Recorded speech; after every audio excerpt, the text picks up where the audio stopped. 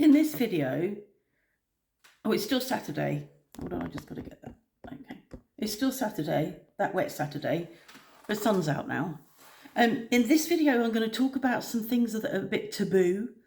I'll make you laugh. I'll make you sad, maybe. And I'm going to talk about obesity. So those of you that don't want to look away now.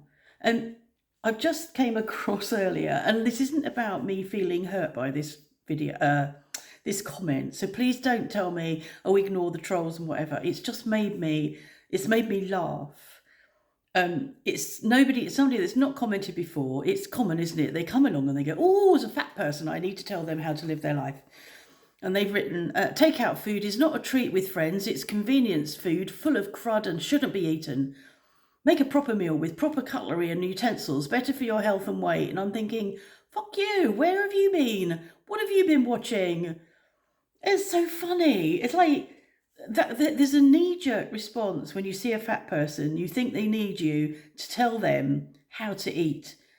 And that in some instances might be true, that some people that are obese don't know what to do about it. But quite commonly, I would suggest that those of us that are obese know what we're meant to do, and we're either unable to do it, we either see little response to doing what we do, to trying to lose weight, all of those things.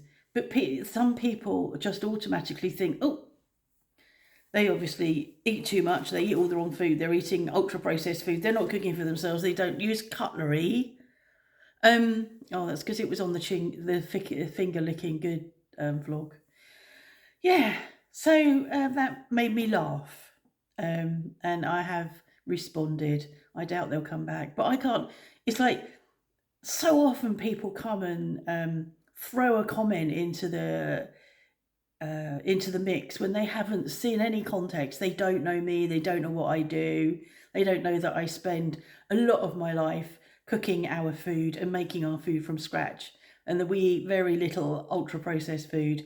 And we don't, it was like in this video, I talked about how long it had been since we'd gone to KFC. We don't go out and buy takeaway, but oh no. Anyway, that's about that. Before that, I'd been thinking about what it is to be fat and what it is to be obese, because I'm morbidly obese.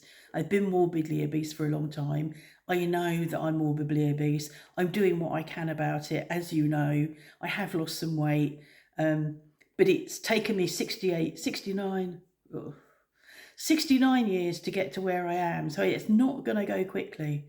There were some big people in the wedding video, and there have been comments about that on Tattle. I'm not going to beat around the bush on Tattle. And I just feel so sad that people are so judgmental about us people that struggle with obesity the whole of our lives. I feel really sad about that. And I feel sorry for the people who, like me, have to work out and find clothes that will work for them, have to get up every morning and go out there in the world and be judged. I don't actually feel that that's what happens for me, and I doubt that that's what happens for the people that are being judged the wedding. But it could be that, they're getting judged. They're certainly getting judged on Tattle. And I think that's really cruel to judge people like that. Yeah, really cruel. And it just got me thinking about how I'm 69 years old, and I've spent so much of my life obese, and I don't know why. I don't know. I know what I can do about it. I know what I'm doing about it now, and I believe what I'm doing about it now is the best option for me. And many of the other things I've tried have not been. And a lot of people swear by keto, a lot of people swear by low fat, a lot of people swear by Atkins, a lot of people swear by Weight Watchers. There's so many options. And if they all worked, or calories in, calories out, which is such a load of bollocks, if they all worked, we'd all be a normal size, and we're not. A lot of people are obese. a lot of people are eating the wrong food. There are a lot of people eating takeaways and convenience food. That isn't me, by the way, but a lot of people are. And that isn't great. It doesn't do you any good. But it's like, why can't you just leave us alone? You couldn't have a go at us if we were black. You're not allowed to do that anymore. Point at people for the colour of their skin, unless you're Donald fucking Trump.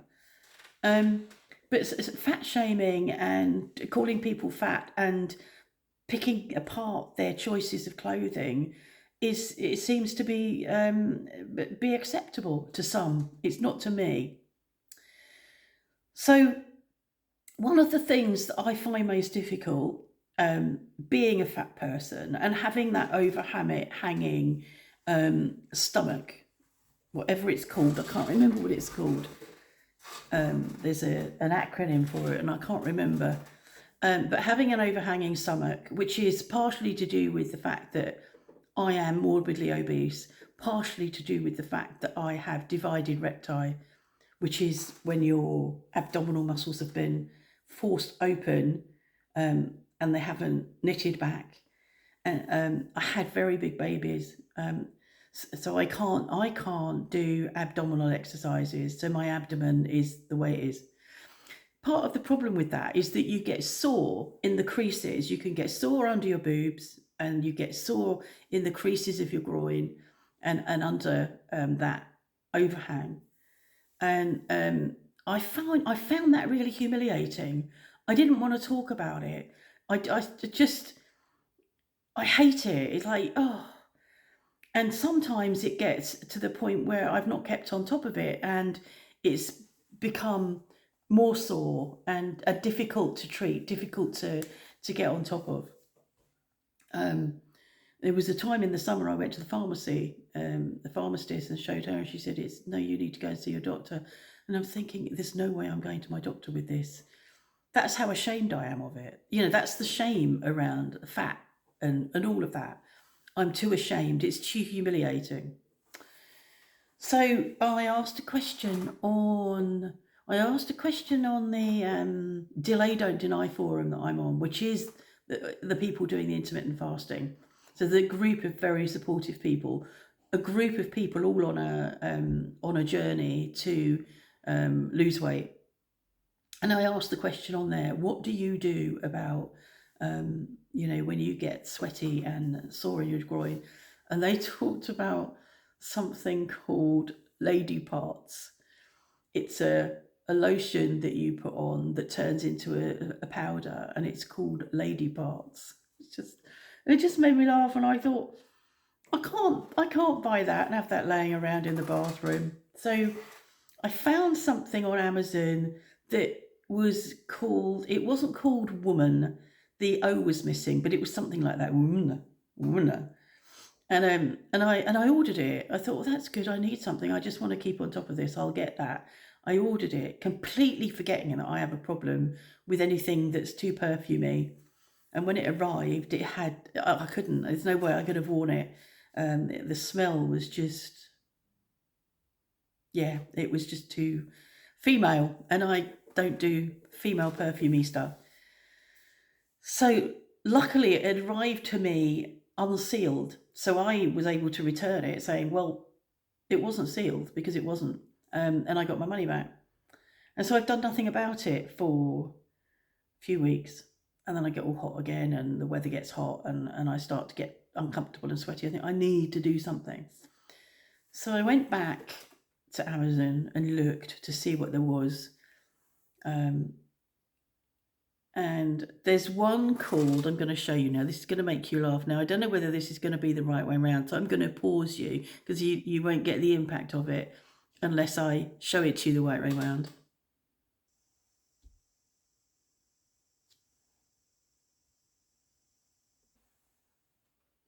So I ordered this, and it said when I was looking at it, and I can't see it on here now, but it's got bergamot and something else. Well, I like bergamot. It's citrusy. And I put a bit on my hand, and I don't know, you won't be able to see, but it has gone powdery. It's not talc. it says that all of these products are talc free, but it's gone powdery. So yeah, so I bought that. It just made me laugh.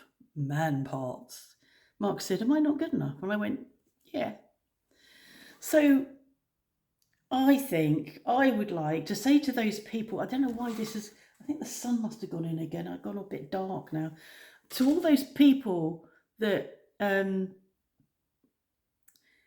that talk about us obese people like we don't know we're obese, or that we might not be reading it, think about it before you do that. Don't talk about people like that. They know, it's not like they get up in the morning and don't know they're fat.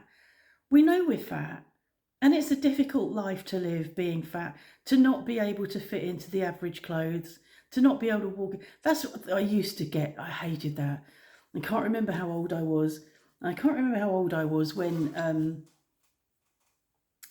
it became fashionable to have a communal dressing room in a shop.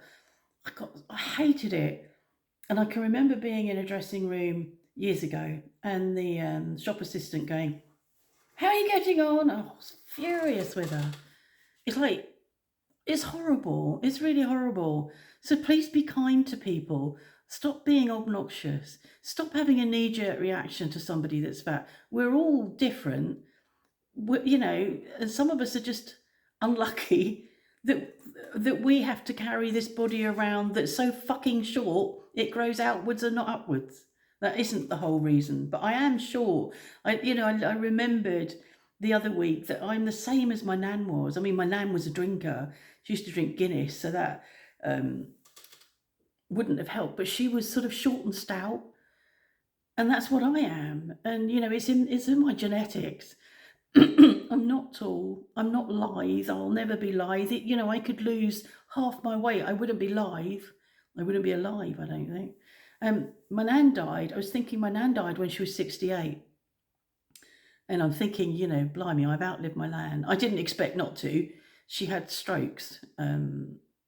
She had a stroke, and then several weeks later had a big stroke that killed her. But she wasn't healthy.